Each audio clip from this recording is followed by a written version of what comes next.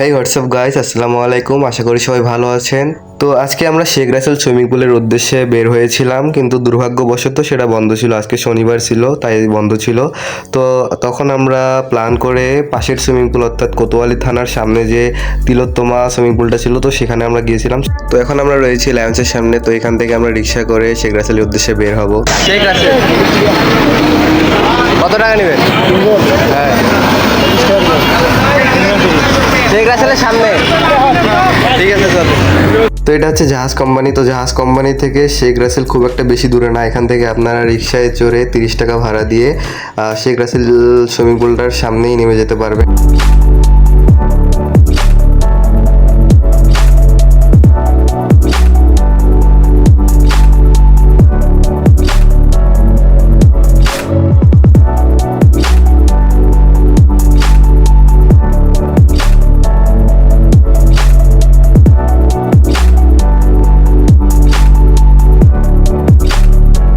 তো এটা হচ্ছে আমাদের রংপুর চিড়িয়াখানা। তো আপনারা চাইলে এখান থেকেও ঘুরে যেতে পারেন। আর এটা হচ্ছে police lines school and college Rangpur.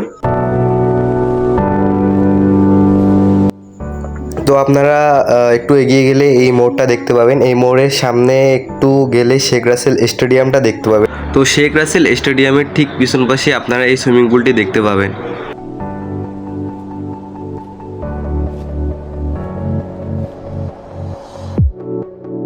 তো আমরা শেখ রাসেল সুইমিং পুলের একদম গেটের সামনে চলে এসেছি, কিন্তু আমরা এসে দুর্ভাগ্যবশত দেখতে পাই যে সুইমিং পুলটা আজকে বন্ধ ছিল। আজকে শনিবার ছিল, হয়তো শনিবারের ডেটে সুইমিং পুলটা বন্ধ থাকে, আমাদের জানা ছিল না।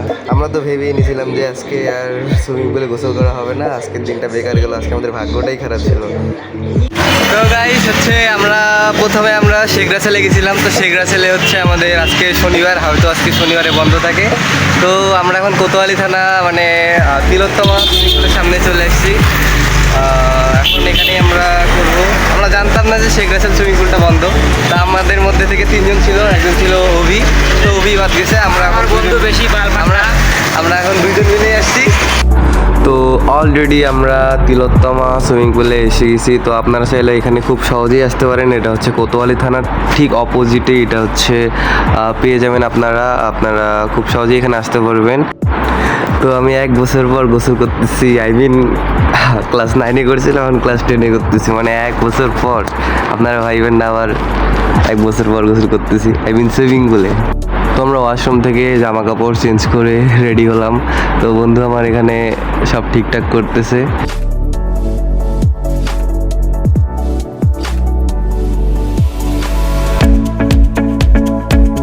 বন্ধুর অনেকগুলো টাকা আনছে, আর বন্ধুর হচ্ছে জাঙ্গিয়া নিয়ে টেনশন করতেছে কখন যে বন্ধু জাঙ্গিয়াকে কট দিয়ে দেয়, ওই জন্য ভালো করে সাবধানে রাখে দিচ্ছে।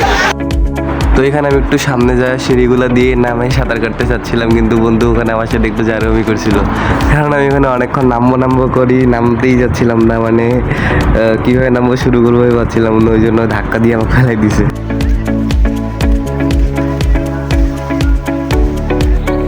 তারপর হচ্ছে বললাম যে ক্যামেরাটা ধরলো। তারপর হচ্ছে আমি জাম দিলাম, দেন অনেকক্ষণ সাঁতার কাটার পর এখানে আসলাম। এখানে এসে কিছুক্ষণ বসলাম, ছবি টবি তুললাম। এই যে বন্ধু আমার সাঁতার পারে না, শুধু পানিতে নামে উপরে উঠে থাকি যায়। আমার বন্ধু আমার অনেকবার ডুবিয়ে যেয়ে ধরলো, অনেক পানি খেলো।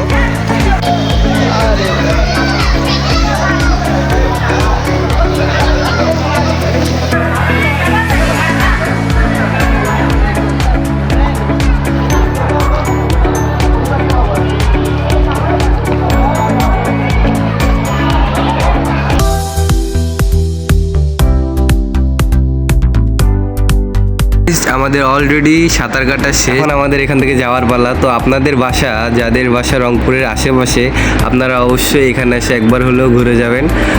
আর যাদের বাসা দূরে আছে তারাও চেষ্টা করবেন আসতে। আমাদের রংপুরে 2টা সুইমিং পুল আছে। একটা হচ্ছে এটা যেটা দেখতে পাচ্ছেন, এটা হচ্ছে কোতোয়ালি থানার ঠিক অপোজিটে, অর্থাৎ আমাদের যে তিলোত্তমা সুইমিং পুলটা ছিল আর এটাই। আর একটা হচ্ছে শেখ রাসেল সুইমিং পুল, ওটা তো আপনারা যেতে পারেন, ওটাও ভালো। তো আপনারা সবাই ভালো থাকবেন। আজকে এতটুকুই, আল্লাহ হাফেজ গাইস।